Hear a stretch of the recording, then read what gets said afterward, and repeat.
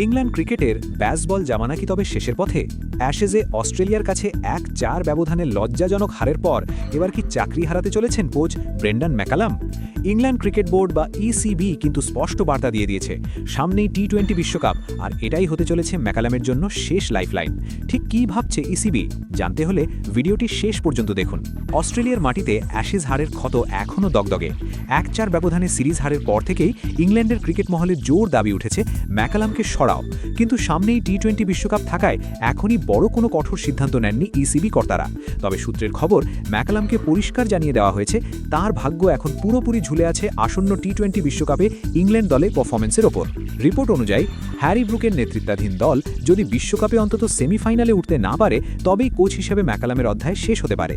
যদিও পুরুষ দলের ডিরেক্টর রব কিয়ের ওপর এখনই কোপ পড়ছে না, ২০২২ সাল থেকে দায়িত্বে থাকা রব কি সাপোর্ট স্টাফ বা সরাসরি পরিকল্পনার সঙ্গে যুক্ত না থাকায় আপাতত তিনি ছাড় পাচ্ছেন, কিন্তু ম্যাকালাম রয়েছেন কড়া নজরদারিতে বা আতশকাচের তলায়।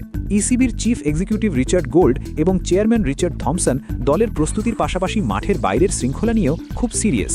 বিশেষ করে গত বছর নিউজিল্যান্ডের নাইট ক্লাবে হ্যারি ব্রুকের বিতর্কিত আচরণের পর থেকে ক্রিকেটারদের ওপর বাড়তি বিধিনিষেধ চাপানো হয়েছে। ম্যাকালাম কতটা শৃঙ্খলায় দলকে বাঁধতে পারেন সেটাও এখন দেখার বিষয়। বিশ্বকাপের আগে শ্রীলঙ্কার বিরুদ্ধে ৩ ম্যাচের সিরিজেই বোঝা যাবে জল কোন দিকে গড়ায়। লাল বলের ক্রিকেটে বেন স্টোকসের উপর ভরসা থাকলেও সাদা বলের ক্রিকেটে ব্যর্থতা আর মেনে নেবে না বোর্ড। আপনার কি মনে হয়, ব্রেন্ডন ম্যাকালাম কি পারবেন টি-20 বিশ্বকাপে নিজের চাকরি বাঁচাতে, নাকি ইংল্যান্ড ক্রিকেটে নতুন কোচের প্রয়োজন? কমেন্ট করে অবশ্যই জানান। আর ক্রিকেট বিশ্বের সব লেটেস্ট আপডেটের জন্য আমাদের চ্যানেলটি এখনই সাবস্ক্রাইব করুন। দেখা হচ্ছে পরের ভিডিওতে।